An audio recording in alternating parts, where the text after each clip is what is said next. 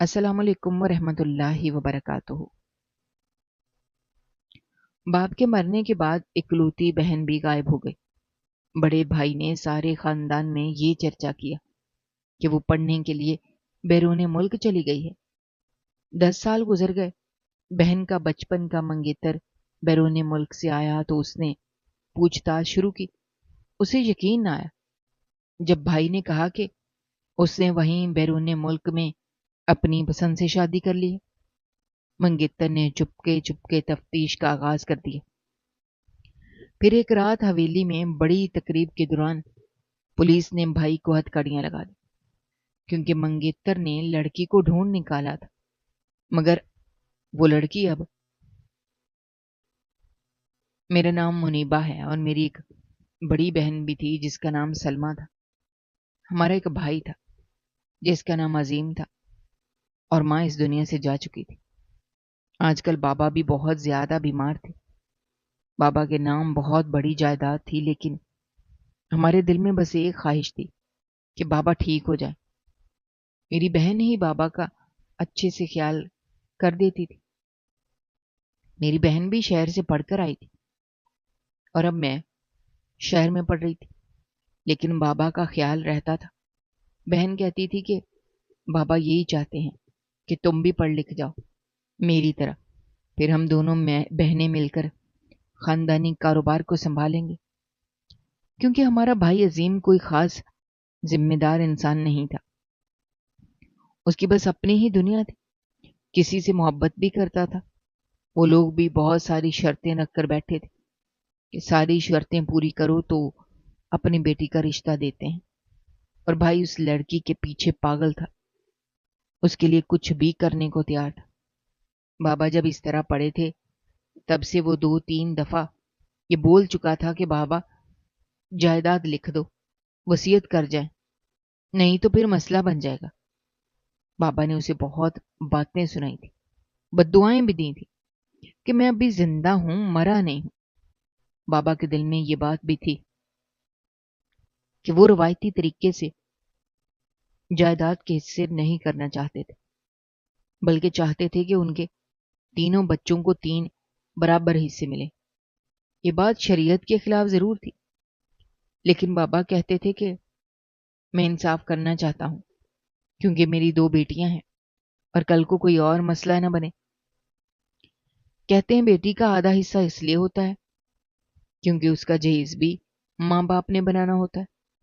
اس لیے بابا کا کہنا تھا کہ جہیز تو میں بنانے کی نوبت تک زندہ رہوں گا، نہیں تو اس لیے برابر کا حصہ تقسیم کر کے جاؤں گا تو بات وہیں آ جائے گی۔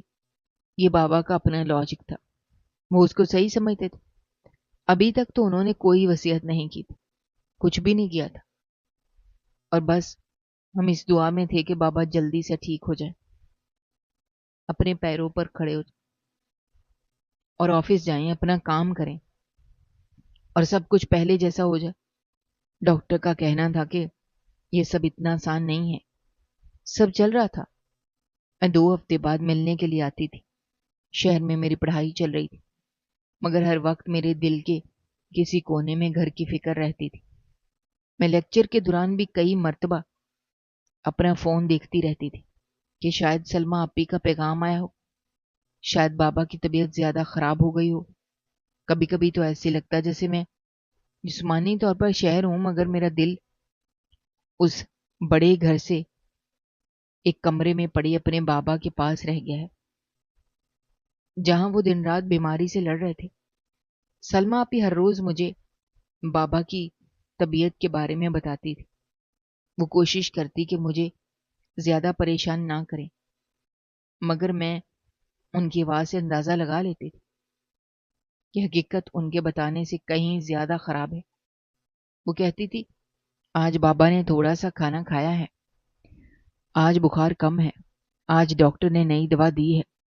کبھی یہ کہتی کہ بابا نے تمہیں یاد کیا ہے، وہ تمہاری پڑھائی کے بارے میں پوچھا ہے۔ میرے دل میں عجیب سی خوشی بھر جاتی تھی، کیونکہ مجھے لگتا تھا کہ جب تک بابا مجھ سے پڑھائی کے بارے میں پوچھ رہے ہیں تب تک وہ میرے ساتھ ہیں، اور ابھی ہمیں چھوڑ کر نہیں جائیں گے۔ عظیم بھائی کا معاملہ بالکل الگ تھا۔ وہ گھر میں ہوتا بھی تھا تو ایسے محسوس ہوتا تھا جیسے وہ کسی اور دنیا میں رہ رہا ہو۔ اس کے ذہن میں ہر وقت اپنی محبت اور اس لڑکی کے گھر والوں کی شرطیں گھومتی رہتی۔ وہ کبھی گاڑی لے کر نکل جاتا، کبھی کسی دوست کے پاس بیٹھا رہتا، کبھی بابا کے کمرے کے باہر کھڑا ہو کر جائیداد کی بات شروع کر دیتا، جس پر بابا فوراً غصے میں آ جاتے تھے۔ ایک مرتبہ سلمہ آپی نے مجھے فون پر بتایا کہ آج عظیم بھائی نے بابا سے جائیداد کے بارے میں بات کی تھی۔ بابا بہت ناراض ہوئے تھے۔ میں نے اس وقت بھی بھائی کو برا بھلا نہیں کہا تھا، کیونکہ میں جانتی تھی کہ محبت میں انسان کبھی کبھی اپنی عقل کھو بیٹھتا ہے۔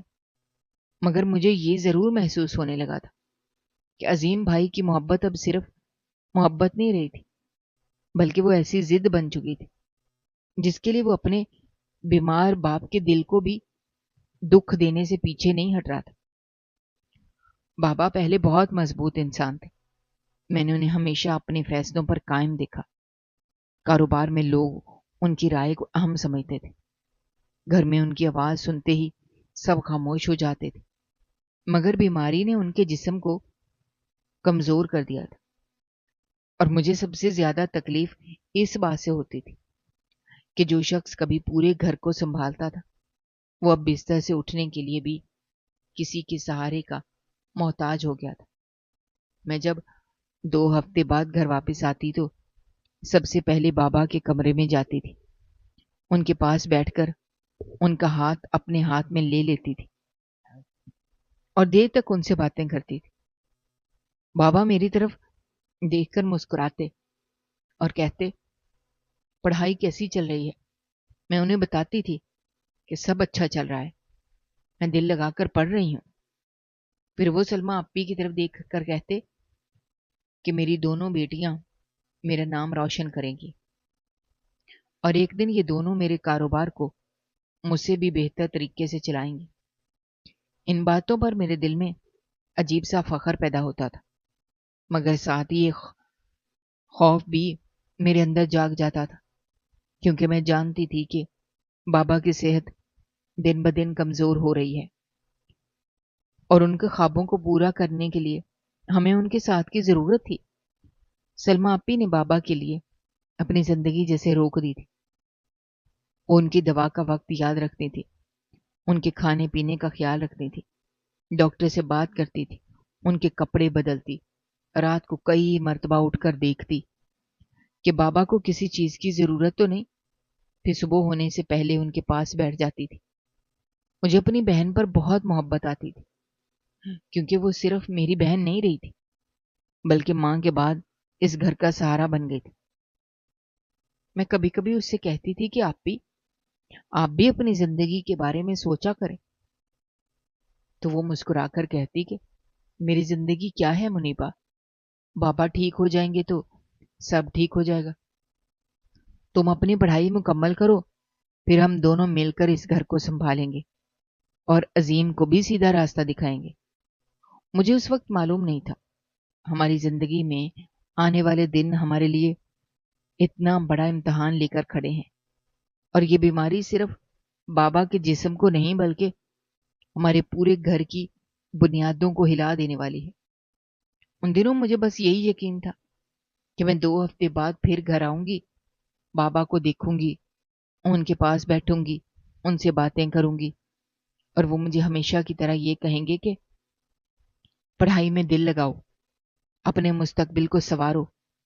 مگر زندگی کبھی کبھی انسان کو ایسے موڑ پر لا کھڑا کرتی ہے جہاں اس کے سارے منصوبے ایک لمحے میں بے معنی ہو جاتے ہیں، اور مجھے ابھی یہ اندازہ بھی نہیں تھا کہ میری اگلی واپسی میرے لیے صرف بابا سے ملنے کی واپسی نہیں ہوگی، بلکہ میری پوری زندگی کا رخ بدلنے والی ثابت ہونے والی ہے۔ میں نے اس دفعہ اپنی بہن سے کہا تھا کہ میں 1 ڈیڑھ مہینہ نہیں آ پاؤں گی کیونکہ میرے پیپر ہیں۔ اس نے فوراً مجھے تسلی دیتے ہوئے کہا تھا، کوئی بات نہیں، تم آرام سے اپنے پیپر پر دھیان دو، میں بابا کو سنبھال لوں گی، تمہیں اپنی پڑھائی خراب کرنے کی ضرورت نہیں ہے، کیونکہ یہ تمہارے فائنل پیپر ہیں، ان کے بعد تم نے نوکری کے لیے بھی اپلائی کرنا ہے۔ میں نے اس سے کہا تھا کہ بابا اکیلے ہیں، تم بھی سارا دن ان کے ساتھ رہتی ہو، تو کبھی کبھی تمہیں بھی تھکن ہوتی ہوگی۔ اس نے ہنس کر کہا کہ ہاں، تھکن تو ہوتی ہے، لیکن میں سب سنبھال لوں گی، تم بالکل پریشان نہ ہونا، تم اپنے پیپر پر توجہ دو اور اس کے بعد اپنے مستقبل کے بارے میں سوچنا، کیونکہ بابا بھی یہی چاہتے ہیں کہ ہم دونوں اپنے پیروں پر کھڑی ہوں۔ میں نے اس کی بات سن کر خود کو کافی مطمئن کر لیا تھا، کیونکہ مجھے معلوم تھا کہ سلمیٰ آپی بابا کو مجھ سے کہیں زیادہ اچھے طریقے سے سنبھال سکتی تھی، وہ ان کے ساتھ ہر وقت موجود بھی رہتی تھی۔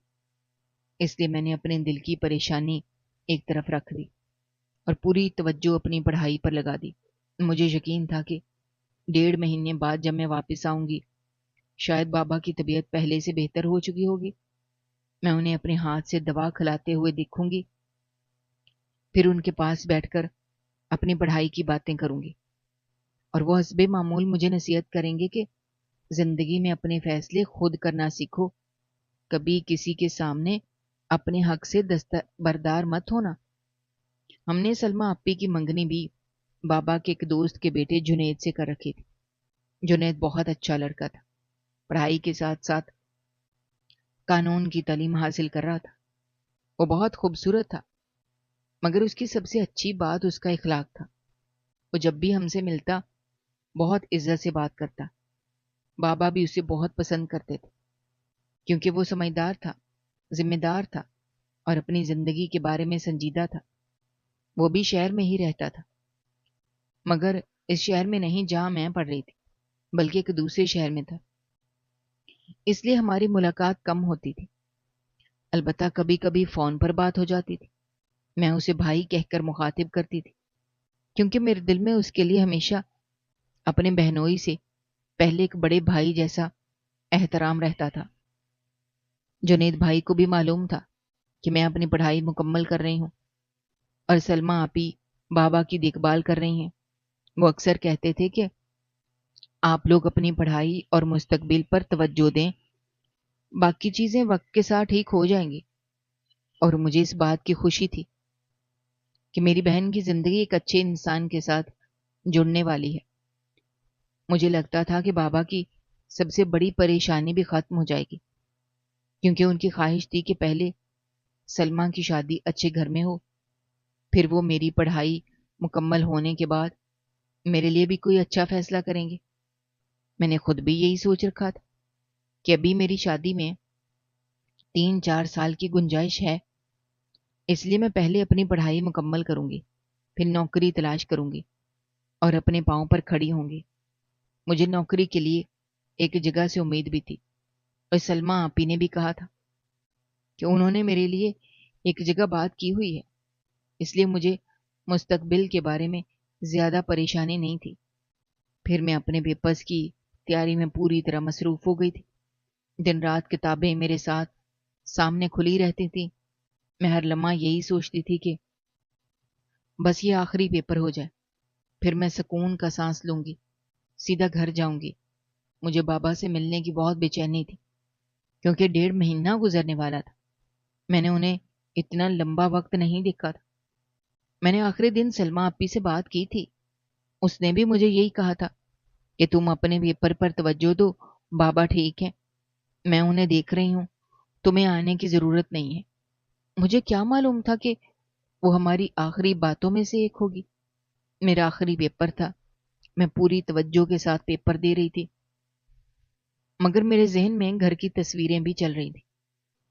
میں سوچ رہی تھی کہ پیپر ختم ہوتے ہی سامان اٹھاؤں گی اور گھر پہنچ کر سب سے پہلے بابا کے کمرے میں جاؤں گی، پھر سلمیٰ آپی کو گلے لگاؤں گی اور اس سے کہوں گی کہ اب تم اکیلی نہیں ہو، میں آ گئی ہوں۔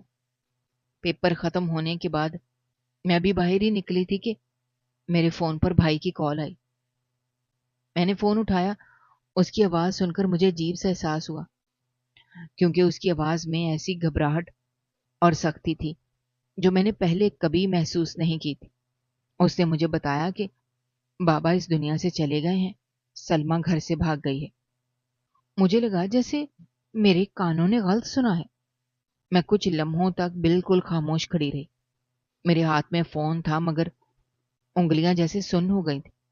مجھے صرف بابا کی موت کی خبر سنائی دے رہی تھی۔ باقی اس نے جو کچھ کہا تھا وہ میرے ذہن سے گزر کر کہیں دور چلا گیا۔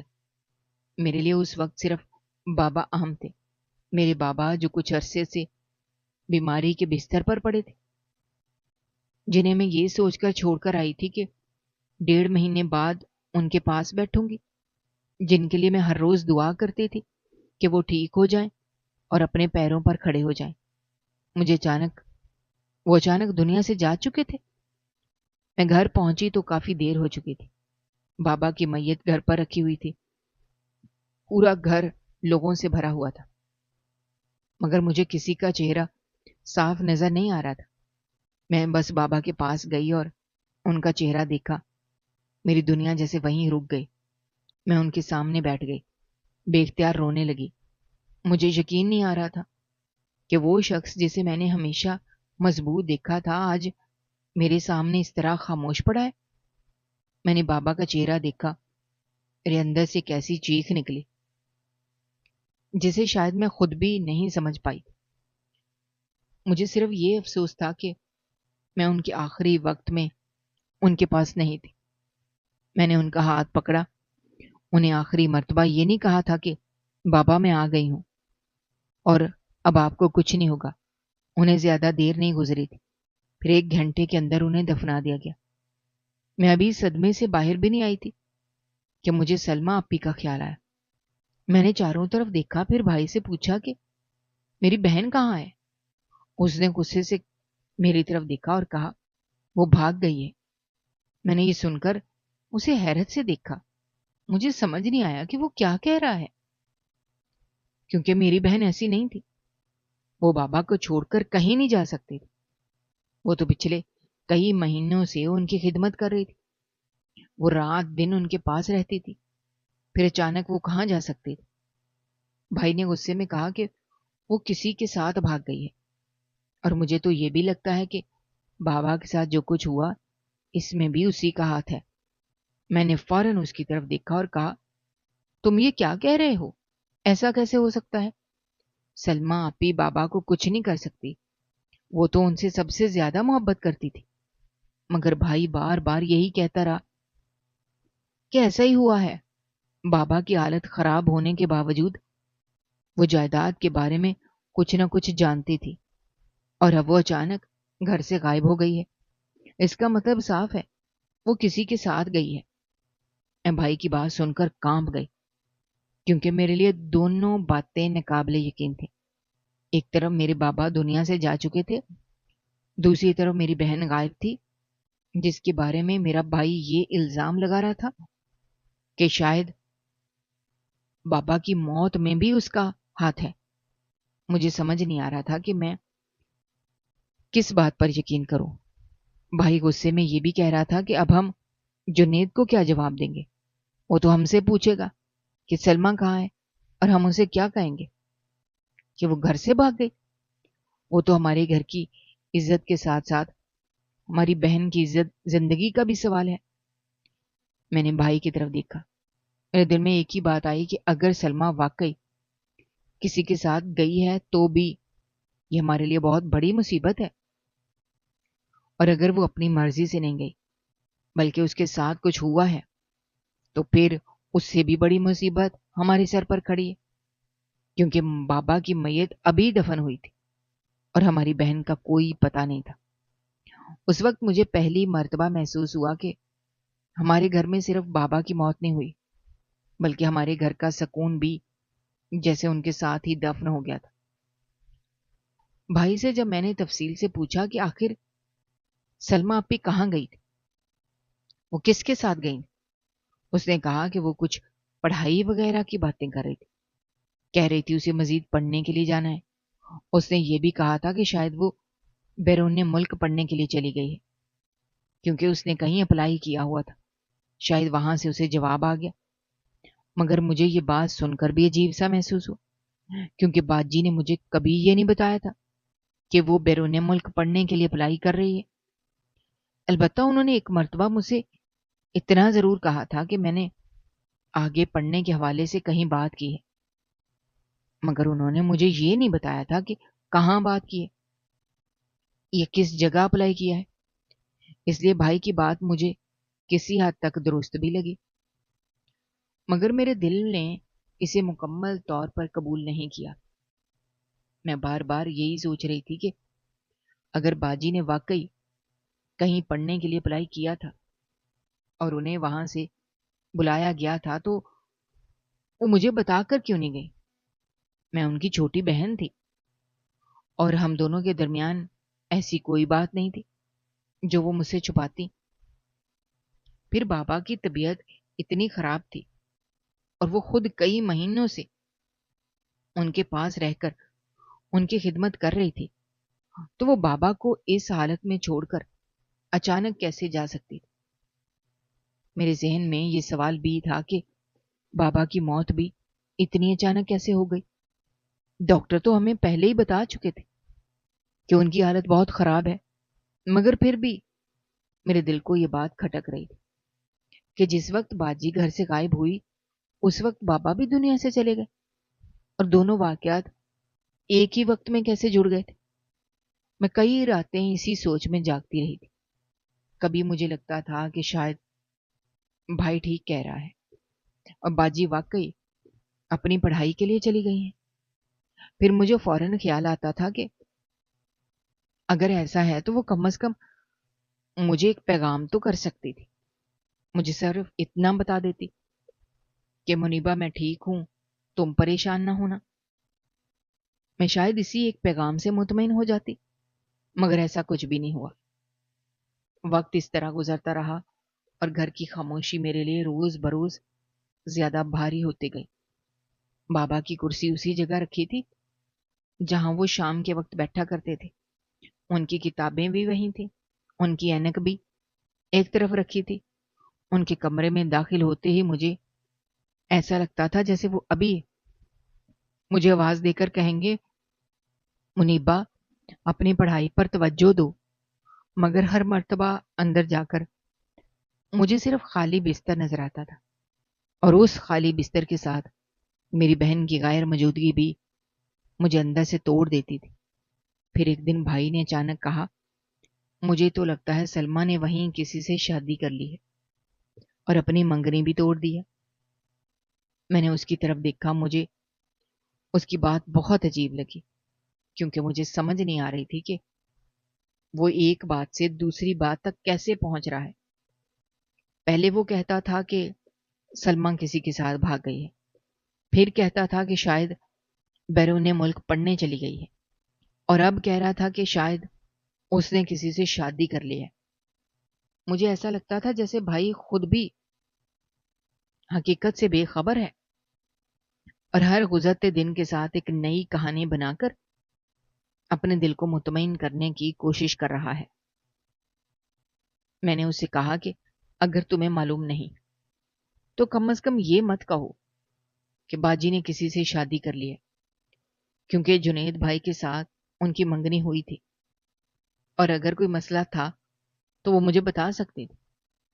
بھائی نے میری بات سن کر بس اتنا کہا کہ جو ہونا تھا ہو گیا، اب تم گھر سنبھالو، ہمارے پاس پہلے ہی بہت مسائل ہیں۔ اس وقت مجھے پہلی مرتبہ احساس ہوا کہ بابا کے جانے کے بعد گھر کی ذمہ داری شاید میرے کندھوں پر آنے والی ہے، اور کچھ ہی دن بعد واقعی ایسا ہو گیا۔ میری نوکری لگ گئی اور میں نے گھر کے معاملات سنبھالنے شروع کر دی۔ مجھے خود بھی معلوم نہیں تھا کہ میں کب بچی سے گھر کی ذمہ دار بن گئی۔ صبح اٹھ کر دفتر جانا، شام کو واپس آنا، گھر کے لیے کھانے پینے کا سامان لانا، بجلی کے بل دینا، دوسرے اخراجات دیکھنا، پھر اگلے دن کی تیاری کرنا۔ میری زندگی بس اسی چکر میں گھومنے لگی تھی۔ میں اتنی روزگار میں الجھ گئی تھی کہ مجھے خود سمجھ نہیں آتا تھا کہ کب دن خبط شروع ہوا اور کب ختم ہو گیا۔ کبھی دفتر میں بیٹھے بیٹھے بابا یاد آ جاتے تو میری آنکھیں بھر آتی تھی۔ کبھی کسی کام کے دوران سلما آپی کا خیال آ جاتا تو میں فوراً فون نکال کر ان کا نمبر ملانے لگتی، مگر ہر مرتبہ وہی جواب ملتا کہ نمبر بند ہے۔ میں کئی مرتبہ مسلسل نمبر ملاتی تھی، جیسے شاید اس دن فون اچانک چل پڑے گا، مگر ہر مرتبہ میری امید ٹوٹ جاتی تھی۔ میں نے ان کے ای میل پر کئی ای میلز بھیجی۔ میں نے لکھا، باجی آپ جہاں بھی ہیں صرف ایک مرتبہ مجھے بتا دیں کہ آپ خیریت سے ہیں۔ میں آپ سے کوئی سوال نہیں کروں گی، میں آپ کو واپس آنے کے لیے مجبور نہیں کروں گی، بس مجھے اتنا معلوم ہونا چاہیے کہ آپ زندہ ہیں اور محفوظ ہیں۔ مگر وہاں سے بھی کوئی جواب نہیں آیا۔ میں نے ان کے سارے سوشل میڈیا اکاؤنٹ تلاش کیے، جہاں بھی ان کا اکاؤنٹ ملا وہاں پیغام چھوڑا۔ میں نے کبھی لکھا کہ باجی میں آپ کو بہت یاد کرتی ہوں، کبھی لکھا کہ بابا چلے گئے ہیں اور آپ کو ان کے بارے میں معلوم ہونا چاہیے، کبھی صرف اتنا لکھا کہ اگر آپ یہ پیغام پڑھ رہی ہیں مجھے ایک مرتبہ جواب دے دیں، مگر کہیں سے کچھ بھی نہیں ملا۔ سب سے زیادہ تکلیف اس وقت ہوئی جب جنید بھائی واپس آ گئے۔ انہیں پوری حقیقت کا علم ہوا۔ میں نے انہیں ساری بات بتائی تو کافی دیر تک خاموش بیٹھے رہے۔ پھر انہوں نے میری طرف دیکھ کر کہا کہ ایسا کیسے ہو سکتا ہے؟ اگر سلما پڑھنے کے لیے جا رہی تھی تو اس نے مجھے کیوں نہیں بتایا؟ اور اگر وہ کسی کے ساتھ چلی گئی ہے تو میں یہ بات بھی ماننے کے لیے تیار نہیں ہوں، کیونکہ میرا اسے رابطہ تھا، وہ مجھ سے محبت کرتی تھی اور ہمارے درمیان ایسی کوئی بات نہیں ہوئی تھی جسے مجھے لگتا کہ وہ اچانک مجھے چھوڑ کر کسی اور کے ساتھ چلی جائے گی۔ میں ان کی بات سن کر حیران رہ گئی۔ پھر انہوں نے مجھے بتایا کہ جس دن بابا کی موت ہوئی تھی اس رات بھی ان کی سلما سے بات ہوئی تھی۔ سلما بالکل معمول کے مطابق ان سے بات کر رہی تھی، اس نے ایسی کوئی بات نہیں کی تھی جسے یہ اندازہ ہو کہ وہ اگلے دن گھر چھوڑ کر چلی جائے گی یا کسی اور کے ساتھ بھاگنے والی ہے۔ میں نے یہ سنا تو میرے دل کی دھڑکن جیسے تیز ہو گئی، کیونکہ اگر جنید بھائی کی بات درست تھی تو پھر بھائی کی بتائی ہوئی ساری باتیں اور بھی مشکوک ہو رہی تھی۔ میں نے ان سے پوچھا کہ اب آپ کیا کریں گے؟ انہوں نے بہت سنجیدگی سے کہا، میں نئے سرے سے ساری تفتیش شروع کراؤں گا اور اس معاملے کے ہر پہلو کو دیکھوں گا، کیونکہ جب تک مجھے یہ معلوم نہیں ہو جاتا کہ سلما کہاں ہے اور اس دن حقیقت میں کیا ہوا تھا، میں کسی نتیجے کو سچ نہیں مانوں گا۔ ان کی یہ بات سن کر مجھے پہلی مرتبہ ایسا لگا جیسے شاید میری بہن ابھی کہیں زندہ ہے، شاید اس کے ساتھ وہ کچھ نہیں ہوا جس کا خوف کئی مہینوں سے میرے دل میں بیٹھا ہوا تھا۔ مگر میرے اندر ایک دوسرا خوف بھی جاگ گیا تھا، کیونکہ اگر جنید بھائی سچ کہہ رہے تھے، سلما نے اپنی مرضی سے گھر نہیں چھوڑا تھا، تو پھر وہ کہاں گئی؟ اس رات کے بعد ہمارے گھر میں ایسا کیا ہوا تھا جس نے میرے بابا کو ہم سے چھین لیا اور میری بہن کو بھی ہماری نظروں سے غائب کر دیا؟ جنید بھائی تفتیش شروع کر چکے تھے اور چونکہ وہ خود وکیل تھے اس لیے ان کے لوگوں سے بھی رابطے تھے۔ وہ مختلف ذرائع سے سلما کے بارے میں معلومات حاصل کرنے کی کوشش کر رہے تھے۔ وہ تقریباً ہر دوسرے دن مجھے فون کرتے، کہتے منیبہ تم پریشان مت ہونا، میں اس معاملے کو ایسے ہی ختم نہیں ہونے دوں گا، اگر مجھے ذرا سا بھی کوئی سراغ ملا میں سب سے پہلے تمہیں بتاؤں گا۔ میں ان کی بات سن کر خاموش ہو جاتی تھی، کیونکہ میرے پاس ان کے علاوہ کوئی دوسرا سہارا نہیں تھا جو میری بہن کو تلاش کرنے کے لیے اتنی سنجیدگی سے کوشش کر رہا ہو۔ کئی مرتبہ ان کا فون آتا، میں امید سے فون اٹھاتی کہ شاید آج انہیں سلما کے بارے میں کچھ معلوم ہو گیا ہوگا، مگر اکثر ان کی بات وہیں ختم ہو جاتی کہ ابھی کچھ واضح نہیں ہوا، کچھ لوگوں سے بات ہوئی ہے، کچھ جگہوں پر معلومات حاصل کی جا رہی ہے، مگر ابھی تک کوئی ایسی چیز ہاتھ نہیں لگی جسے یہ معلوم ہو سکے کہ سلما کہاں گئی ہے یا اس کے ساتھ کیا ہوا تھا۔ میں ہر مرتبہ خود کو یہی کہہ کر تسلی دیتی کہ شاید اگلی مرتبہ کوئی خبر آ جائے گی، مگر وقت گزرتا جا رہا تھا، میری بہن کا کوئی پتہ نہیں تھا۔ ادھر گھر کے حالات بھی تیزی سے بدل گئے تھے۔ بابا کے جانے کے بعد کاروبار کی تمام ذمہ داری عظیم بھائی نے اپنے ہاتھ میں لے لی تھی۔ شروع میں مجھے لگا تھا کہ شاید وہ اب ذمہ دار ہو جائے گا، کیونکہ بابا کی غیر موجودگی میں اسے اپنے بہن بھائیوں کا سہارا بننا چاہیے تھا۔ مگر چند ہی دنوں میں مجھے اندازہ ہو گیا کہ کاروبار سنبھالنے کا مطلب اس کے لیے صرف اختیار حاصل کرنا تھا۔ وہ دفتر کے معاملات اپنے ہاتھ میں لیتا جا رہا تھا، لوگوں سے خود رابطے کر رہا تھا، جائیداد کے بارے میں ایسے فیصلے کرنے لگا تھا جیسے اب اس کے سامنے کوئی دوسرا وارث موجود ہی نہ ہو۔ میں نے کبھی اس بارے میں اسے بحث نہیں کی تھی، کیونکہ میرا دل پہلے ہی بابا کی موت اور سلمہ کی گمشدگی کے صدمے سے ٹوٹا ہوا تھا۔ میں صبح دفتر جاتی تھی، شام کو گھر واپس آتی، کوشش کرتی کہ جو کچھ میرے ذمے ہے وہ پورا کر سکوں، مگر گھر میں بھائی کا رویہ دن بدن بدلتا جا رہا تھا۔ وہ پہلے بھی بہت ذمہ دار انسان نہیں تھا، مگر اب اس کے ہاتھ میں کاروبار آ جانے کے بعد اس میں عجیب سا غرور آ گیا تھا۔ اسے لگتا تھا کہ گھر کے سارے فیصلے اب اس کے ہاتھ میں ہیں۔ کچھ عرصے بعد اس نے اسی لڑکی سے شادی کر لی جس کے لیے وہ بابا سے جائیداد لکھوانے کی بات کیا کرتا تھا، اور جس کے گھر والوں نے اس کے سامنے نہ جانے کتنی شرطیں رکھی تھی۔ میں نے جب سنا کہ اس کی شادی ہو گئی ہے، مجھے عجیب سا احساس ہوا، کیونکہ مجھے یاد تھا کہ بابا بیمار بستر پر پڑے ہوئے تھے اور عظیم بھائی اس وقت جائیداد کے بارے میں بات کرتا تھا، مگر اب وہ اپنی مرضی سے شادی کر چکا تھا، اور کچھ ہی دن بعد وہ اپنی بیوی کو ہمارے گھر بھی لے آیا تھا۔ اس کے گھر آنے کے بعد میری زندگی پہلے سے کہیں زیادہ مشکل ہو گئی تھی۔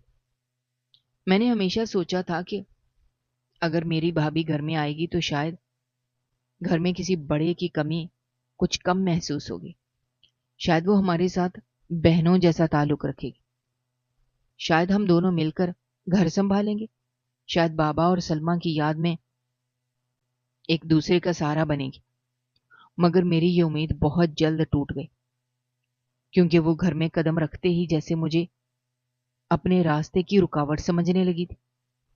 وہ ایک روایتی بھابھی بن کر میرے جینے کو مشکل بنانے کے منصوبے بناتی رہی۔ کبھی وہ میرے لباس پر اعتراض کرتی، کبھی میرے دفتر جانے کے وقت کو مسئلہ بناتی، کبھی گھر کے کسی کام میں کمی نکالتی، کبھی ایسی بات بنا دیتی جس کا حقیقت سے کوئی تعلق ہی نہیں ہوتا تھا۔ مجھے سب سے زیادہ تکلیف اس وقت ہوتی جب وہ میری ذات پر کیچڑ اچھالنے کی کوشش کرتی اور بھائی کے سامنے میرے بارے میں ایسی باتیں کرتی جنہیں سن کر میرا دل چاہتا تھا کہ میں اس وقت گھر چھوڑ دوں۔ میں صبح سے شام تک کام کرتی تھی، گھر کے اخراجات میں اپنا حصہ ڈالتی تھی، کھانے پینے کا سامان لاتی، بل ادا کرتی تھی، بابا کی جو ذمہ داریاں میرے سر پر آئی تھیں انہیں پورے کرنے کی کوشش کرتی تھی، مگر اس کے باوجود مجھے ہر وقت یہ احساس دلایا جاتا تھا جیسے میں گھر پر بوجھ ہوں۔ کبھی وہ بھائی سے کہتی کہ منیبہ کو اپنی زندگی کے بارے میں سوچنا چاہیے، کبھی کہتی اب گھر میں جوان لڑکی کا اس طرح اکیلے رہنا مناسب نہیں۔ پھر وہ میری نوکری کو بھی مختلف انداز میں پیش کرتی جیسے میں کوئی غلط کام کر رہی ہوں، کبھی میرے دفتر کے ساتھیوں کے بارے میں ایسی باتیں بنا دیتی جنہیں سن کر مجھے صفائی دینے کی ضرورت محسوس ہوتی، مگر میں جانتی تھی کہ اگر میں ہر الزام کا جواب دینے بیٹھ گئی تو میری اپنی زندگی ختم ہو جائے گی۔ ایک مرتبہ میں دفتر سے واپس آئی، وہ بھائی کے ساتھ بیٹھ کر میری ہی بات کر رہی تھی۔ میں دروازے کے پاس رک گئی اور اس کی آواز میرے کانوں تک پہنچ رہی تھی۔ وہ کہہ رہی تھی کہ اسے اتنی آزادی نہیں دینی چاہیے، جانے دفتر میں جا کر کیا کرتی ہے۔ میں نے یہ سنا تو میری آنکھوں میں آنسو آ گئے، کیونکہ جس لڑکی کے لیے میں نے کبھی برا نہیں سوچا تھا وہ میرے کردار پر بات کر رہی تھی، اور میرا اپنا بھائی خاموش بیٹھا تھا۔ میں اندر چلی گئی تو دونوں خاموش ہو گئے۔ میں نے کسی سے کچھ نہیں کہا، بس اپنا بیگ ایک طرف رکھا اور اپنے کمرے میں چلی گئی۔ میں نے دروازہ بند کیا اور کافی دیر تک آنسو روکتی رہی، مگر پھر مجھے سلمہ اپی یاد آ گئی۔ میں سوچنے لگی اگر وہ میرے پاس ہوتی شاید مجھے اس طرح اکیلے سب کچھ برداشت نہ کرنا پڑتا۔ کبھی کبھی مجھے لگتا تھا کہ میری زندگی سے ایک ایک کر کے سب لوگ چھین لیے گئے ہیں۔ پہلے ماں چلی گئی، پھر بابا چلے گئے، پھر سلمہ غائب ہو گئی، اور اب جس بھائی کو میرا سارا بننا چاہیے تھا وہ بھی اپنی نئی زندگی میں ایسا گم ہو گیا تھا کہ اسے میری تکلیف نظر ہی نہیں آتی تھی۔ جنید بھائی کبھی فون کرتے تو میں انہیں گھر کے حالات نہیں بتاتی تھی، کیونکہ میں نہیں چاہتی تھی کہ سلمہ کی تلاش کے ساتھ ساتھ وہ میرے مسائل میں بھی الجھ جائیں۔ میں صرف یہ پوچھتی کہ کوئی خبر ملی، وہ کہتے ابھی نہیں، مگر میں کوشش کر رہا ہوں۔ پھر میں فون بند کر کے دیر تک خاموش بیٹھی رہتی۔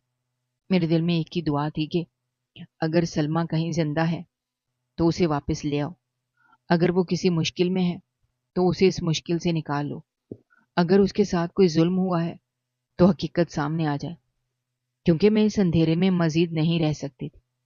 وقت گزرتا رہا اور گھر میں میری بھابھی کا رویہ مزید سخت ہوتا گیا۔ وہ کبھی میرے بھائی کے کان بھرتی، کبھی میرے کردار پر سوال اٹھاتی، کبھی میرے اخراجات تک گننے لگتی۔ میں اپنے ہی گھر میں ایسے رہنے لگی تھی جیسے میں کوئی اجنبی ہوں، مگر پھر بھی خاموش رہتی، کیونکہ میرے پاس لڑنے کی طاقت نہیں تھی۔ میں صرف اپنی نوکری کرتی تھی، گھر واپس آتی تھی، بابا کی یاد میں کچھ دیر ان کے کمرے میں بیٹھتی تھی، پھر سلمہ کی تصویر دیکھتی تھی اور اپنے دل میں یہی سوچتی کہ شاید ایک دن دروازہ کھلے گا اور میری بہن میرے سامنے کھڑی ہوگی۔ شاید وہ مجھے گلے لگا کر کہے گی، منیبا میں بہت مشکل میں تھی مگر اب واپس آ گئی ہوں۔ شاید اس دن میرے گھر کی وہ تمام خاموشیاں ختم ہو جائیں گی جنہیں میں اتنے عرصے سے اپنے اندر اٹھائے پھر رہی تھی۔ ایک دن جنید بھائی نے مجھے اپنے آفس بلایا۔ میں حسب معمول یہی سمجھ رہی تھی، شاید انہیں سلمہ کے معاملے میں کوئی نئی خبر ملی ہے، مگر جس حقیقت کا انکشاف انہوں نے میرے سامنے کیا اس نے میرے پیروں کے نیچے سے زمین نکال دی۔ میں ان کے آفس پہنچی، ان کے چہرے پر ایسی سنجیدگی تھی کہ میرے دل میں پہلے ایک عجیب سا خوف پیدا ہو گیا۔ میں ان کے سامنے بیٹھ گئی۔ انہوں نے بہت مشکل سے مجھے بتایا کہ اب تک جو کچھ ہم سمجھ رہے تھے وہ سب غلط تھا، اور اس سارے معاملے کے پیچھے کوئی اور نہیں بلکہ عظیم تھا۔ میں نے جب یہ سنا تو مجھے ایسا لگا جیسے میرے کانوں نے غلط سنا ہو۔ میں نے اپنے بھائی کو ہمیشہ ایک غیر ذمہ دار انسان ضرور سمجھا تھا، مگر میں اس کی بہت سی باتوں سے ناراض بھی رہی تھی، مگر میں نے کبھی اپنے دل میں یہ تصور تک نہیں کیا تھا کہ وہ اپنے ہی باپ کو دنیا سے بھیج سکتا ہے اور اپنی ہی بہن کی جان لے سکتا ہے۔ مگر جنید نے مجھے بتایا کہ عظیم نے جائیداد کے لالچ میں بابا کو قتل کیا تھا، اور جب وہ یہ سب کر رہا تھا تو سلمہ نے اسے دیکھ لیا تھا۔ سلمہ نے اپنے بھائی کو بابا کے ساتھ وہ کرتے دیکھ لیا تھا، اور یہی اس کی سب سے بڑی بدقسمتی بن گئی، کیونکہ عظیم کو ڈر تھا کہ سلمہ سارا راز سب کے سامنے لے آئے گی، اس لیے اس نے اسے بھی دنیا سے بھیج دیا تھا، پھر اس کی میت کو ایک ایسی جگہ چھپا دیا جہاں کسی کو اس کا سراغ نہ مل سکے۔ میں یہ سنتی رہی مگر میرے اندر جیسے کچھ ٹوٹتا جا رہا تھا۔ مجھے اپنی بہن کا آخری چہرہ یاد آ رہا تھا، مجھے اس کی وہ آواز یاد آ رہی تھی جس میں وہ مجھے کہتی تھی کہ تم آرام سے اپنے پیپر پر دھیان دو، میں بابا کو سنبھال لوں گی۔ مجھے یاد آ رہا تھا میں نے کتنے اطمینان سے اس کی بات مان لی تھی۔ مجھے کیا معلوم تھا کہ جس بہن کو میں اپنے لیے مضبوط سمجھ کر شہر میں چھوڑ کر جا رہی ہوں وہ خود اپنے بھائی کے ہاتھوں اپنی زندگی سے محروم ہونے والی ہے۔ جنید بھائی نے بتایا کہ کافی تفتیش کے بعد وہ جگہ سامنے آئی جہاں سلمہ کی میت چھپائی گئی تھی، اور وہاں سے ملنے والے شواہد نے حقیقت کو بالکل واضح کر دیا تھا۔ اب یہ ثابت ہو چکا تھا کہ میری بہن نہ تو بیرون ملک گئی تھی، نہ کسی کے ساتھ گھر سے بھاگی تھی، نہ اس نے منگنی توڑی تھی، نہ ہی اس نے بابا کے ساتھ کچھ کیا تھا، بلکہ وہ تو اپنے باپ کی حفاظت کرتے ہوئے خود اپنی جان سے گئی تھی۔ یہ حقیقت میرے لیے ناقابل برداشت تھی، کیونکہ میں نے اتنے عرصے تک اپنی بہن کے بارے میں نہ جانے کیا کیا سوچا تھا۔ میں کبھی سمجھتی تھی کہ شاید وہ پڑھنے کے لیے گئی ہے، کبھی بھائی کی بات سن کر دل میں یہ خیال آتا تھا کہ شاید اس نے کسی کے ساتھ شادی کر لی ہے۔ مگر اب مجھے معلوم ہو گیا تھا کہ میری بہن نے نہ ہمیں چھوڑا تھا، نہ اپنے رشتے توڑے تھے، بلکہ اسے ہم سے چھین لیا گیا تھا۔ اور جنید بھائی کی حالت بھی میری حالت جیسی تھی۔ وہ سلمیٰ سے محبت کرتے تھے اور اسے شادی کرنے کے خواب دیکھتے تھے۔ ان کے لیے بھی یہ حقیقت کسی قیامت سے کم نہیں تھی۔ ہم دونوں کافی دیر تک خاموش بیٹھے رہے، کیونکہ ہمارے پاس کہنے کے لیے کچھ نہیں تھا۔ ہم نے جس لڑکی کو اپنی زندگی کا حصہ سمجھا تھا وہ اب ہمارے درمیان نہیں تھی، اور جس شخص کو میں اپنا بھائی کہتی تھی وہی اس کی قتل کا ذمہ دار نکلا تھا۔ جب سارے ثبوت اکٹھے ہو گئے، جنید بھائی نے عظیم کو فوراً پولیس کے حوالے کروا دیا۔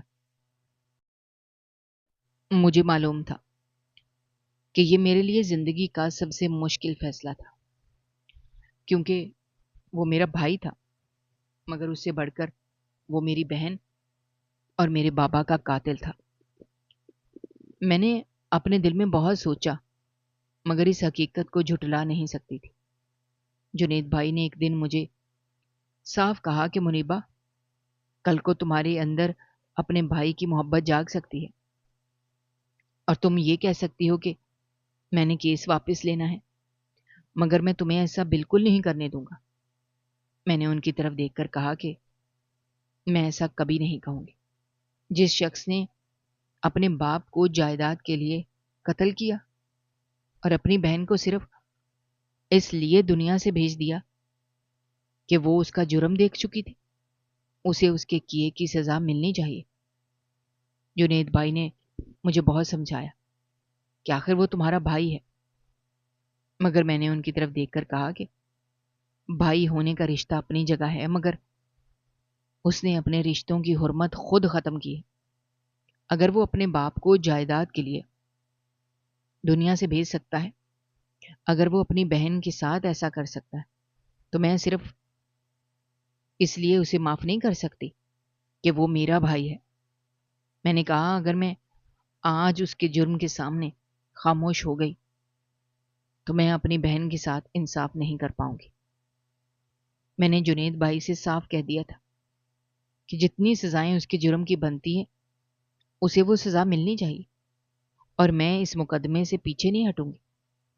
آخر کار عدالت نے عظیم کو عمر قید کی سزا دی، اور اس فیصلے کے بعد میرے دل میں کوئی خوشی نہیں تھی، کیونکہ ایک بھائی کو سزا ملنے سے میرا باپ واپس نہیں آ سکتا تھا، اور نہ میری بہن دوبارہ میرے سامنے آ سکتی تھی۔ مگر کم از کم مجھے یہ اطمینان ضرور تھا کہ سلمیٰ کی موت کو بے نام نہیں ہونے دیا گیا، اور اس کے قاتل کو اپنے جرم کی سزا ملی۔ میری بھابھی بھی اب اس گھر میں نہیں رہ سکتی، کیونکہ گھر کے حالات بدل چکے تھے، اور اس کا شوہر عمر قید کی سزا پا چکا تھا۔ وہ خود بھی ان سب باتوں کے بعد میرے ساتھ اس گھر میں نہیں رہ سکتی تھی، اس لیے اسے وہاں سے جانا پڑا۔ پہلے میں نے سوچا تھا کہ شاید میں بھی یہ گھر چھوڑ دوں، کیونکہ اس کی گھر کی ہر دیوار مجھے بابا اور سلمیٰ کی یاد دلاتی تھی۔ مگر جنید بھائی نے مجھے روک دیا اور کہا کہ تم کیوں جاؤ گی؟ یہ سب کچھ تمہارا ہے، تمہیں یہاں سے جانے کی ضرورت نہیں ہے۔ میں نے ان کی بات مان لی اور اسی گھر میں رہ گئی، مگر اب میری زندگی پہلے جیسی نہیں تھی۔ میں نے نوکری چھوڑ دی، کیونکہ اپنے آفس ہونے کے باوجود مجھے نوکری کی ضرورت نہیں تھی۔ میں نے کاروبار کے معاملات دیکھنے شروع کر دیے، مگر یہ سب کچھ مجھے کسی خوشی کی طرح محسوس نہیں ہوتا تھا، بلکہ یہ وہی کاروبار تھا جس کے لیے میرے بھائی نے اپنے باپ اور بہن کی جان لے لی تھی۔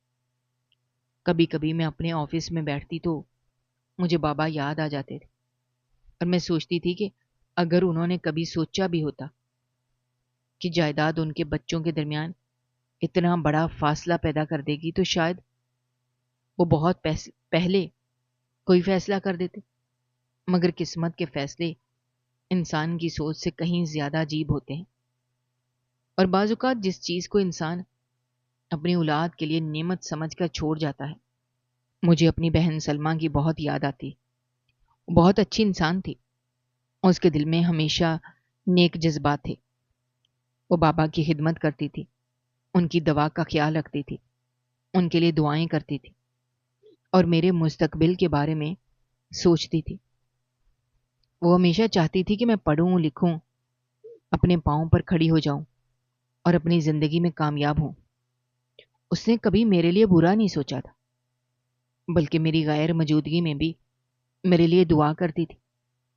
آج بھی کبھی کبھی مجھے لگتا ہے اگر سلمہ میرے پاس ہوتی تو شاید میں اسے گلے لگا کر بہت دیر تک روتی اور اسے بتاتی کہ باجی مجھے سب معلوم ہو گیا ہے، مجھے معلوم ہو گیا ہے کہ آپ نے ہمیں چھوڑ کر کہیں جانے کا فیصلہ نہیں کیا تھا، آپ نے ہمیں دھوکہ نہیں دیا تھا، آپ نے اپنی منگنی نہیں توڑی تھی، آپ نے بابا کے ساتھ کچھ نہیں کیا تھا، بلکہ آپ تو اپنے بابا کے لیے کھڑی تھی اور اپنے بھائی کے جرم کی گواہ بننے کی سزا آپ کو اپنی جان دے کر ادا کرنی پڑی تھی۔ مجھے سب سے زیادہ دکھ اس بات کا ہے کہ میری بہن نے آخر کس بات کی سزا پائی تھی؟ اس کا قصور صرف اتنا تھا کہ وہ اپنے باپ کی خدمت کرتی تھی، اس کا قصور صرف اتنا تھا کہ وہ سچ دیکھ بیٹھی تھی، اور اس کا قصور صرف اتنا تھا کہ وہ اپنی بہن کے بہتر مستقبل کے لیے دعائیں کرتی تھی۔ میں آج بھی یہ سوچ کر رو پڑتی ہوں کہ جس بہن نے میرے لیے اتنے اچھے خواب دیکھے تھے، وہ خود اپنی زندگی کے خواب پورے نہ کر سکی۔ اب میری زندگی میں بہت کچھ بدل چکا ہے، مگر سلمہ کی یاد کبھی نہیں بدلے گی۔ بابا کی یاد بھی میرے دل میں ہمیشہ رہے گی، اور میں اپنی بہن کے لیے ہمیشہ دعا کرتی رہوں گی کہ اللہ اس کی مغفرت فرمائے، اس کے درجات بلند کرے اور اسے اپنی رحمت میں جگہ دے۔ آپ لوگ بھی میری بہن سلمہ کے لیے دعا ضرور کریں، کیونکہ وہ ایک بہت اچھی بیٹی تھی، ایک بہت اچھی بہن تھی، اور ایک ایسی انسان تھی جس نے اپنے رشتوں کے لیے ہمیشہ خلوص رکھا، مگر اسے اپنی زندگی میں وہ حق نہیں مل سکا جس کی وہ مستحق تھی۔ دوستو، ہماری آج کی یہ کہانی آپ کو کیسی لگی؟ کامنٹ باکس میں اپنی رائے کا اظہار کرنا مت بھولیے گا، اور اگر آپ ہمارے چینل پر نئے ہیں تو چینل کو سبسکرائب کرنا بھی مت بھولیے گا۔ شکریہ۔ اللہ حافظ۔